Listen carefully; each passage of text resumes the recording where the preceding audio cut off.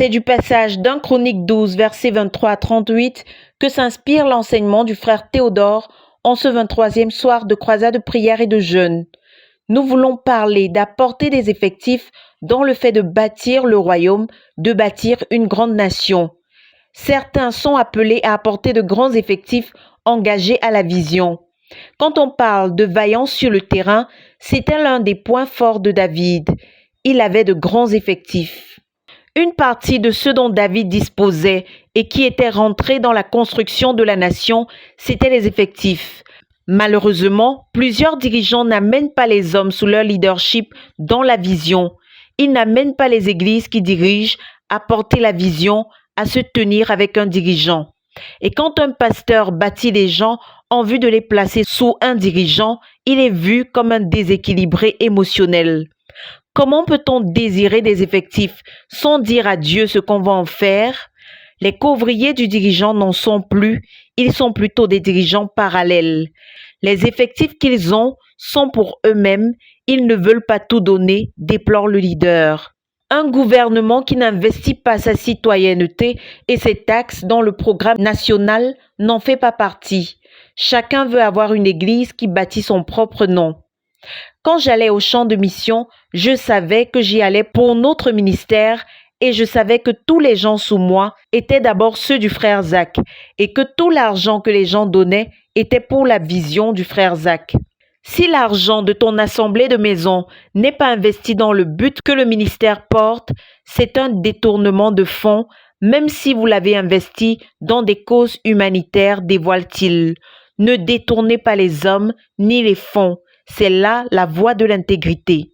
À la fin de chaque année, j'envoyais au frère Zach tous les fonds qui étaient entrés dans son œuvre au Nigeria et je lui rendais compte de la manière dont ils avaient été répartis selon les besoins de notre vision. Si tu t'amuses avec les offrandes de Dieu, tes enfants en payeront le prix, prévient-il. La tribu de Juda était la plus grande en Israël en termes d'effectifs, mais par rapport à leur engagement au leadership de David, il n'y avait que 6800 personnes qui étaient venues de Juda pour l'aider à faire la volonté de Dieu. Nos églises peuvent avoir des milliers, mais de combien parmi ces milliers Dieu peut-il se servir pour faire sa volonté? Combien se sont rendus disponibles pour faire ce qu'ils savent être la volonté de Dieu? Plusieurs ont de grandes églises, mais combien sont en train de servir dans notre vision? Des nombreuses méga-églises que nous avons, combien sont partis de là pour servir dans notre vision? Questionne-t-il. Dans la Bible, le roi avait des prérogatives qui stipulaient qu'il pouvait prendre les enfants, les champs et l'argent de ses sujets. Ton vrai dirigeant est celui qui peut prendre tes gens et tes ressources pour réussir. La Bible dit des enfants d'Issachar qu'ils avaient l'intelligence des temps. Ils savaient ce qu'Israël devait faire. Pour cela, ils ont investi tout leur gens en David, en la volonté de Dieu. De même, si nous allons accomplir la vision, nous avons besoin des effectifs. Et qui parle d'effectifs, parle de ressources et de succès.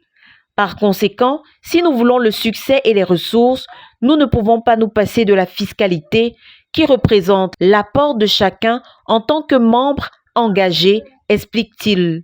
Parce que les gens prennent des engagements qu'ils ne tiennent pas, leurs gens et leurs ressources demeurent les leurs.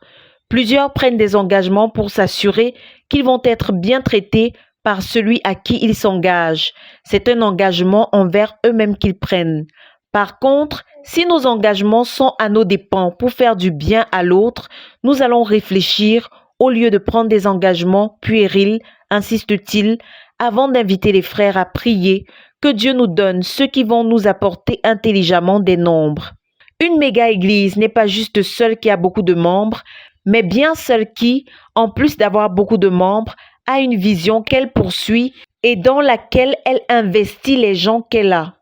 Ainsi, il y a la vaillance des effectifs qui consiste en des ressources humaines pour la nation, l'œuvre et le ministère, pour l'accomplissement des desseins de Dieu.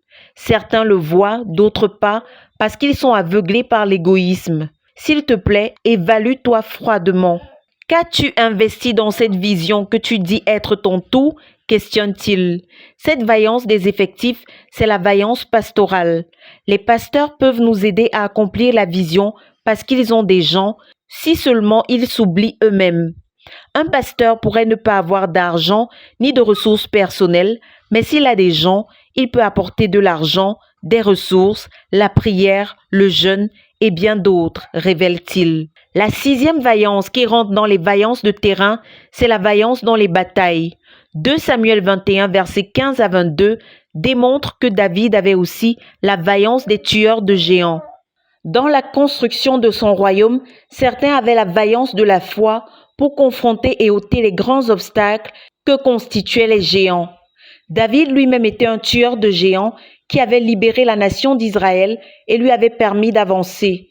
Benaja était le plus grand tueur de géants. Il en avait tué 3, 2 de Moab et un géant égyptien, et il y avait ajouté un lion qu'il avait tué en hiver quand il avait froid.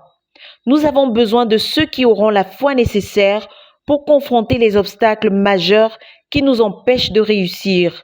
Nous avons besoin de la vaillance de foi, de ceux dont la foi va confronter les géants et les obstacles pour les écarter de notre chemin pour l'accomplissement de la vision, fait-il remarquer.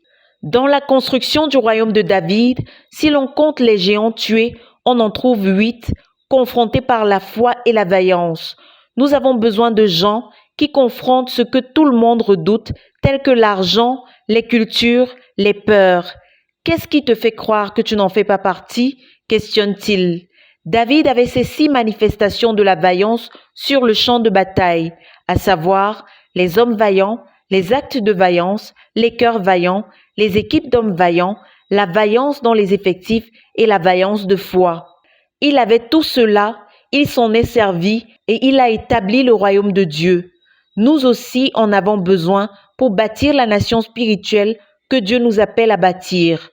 As-tu décidé dans quel domaine de vaillance tu vas nous apporter la réussite? Demande-t-il pour conclure. De Koumé pour la RTVC, Cynthia Siaka.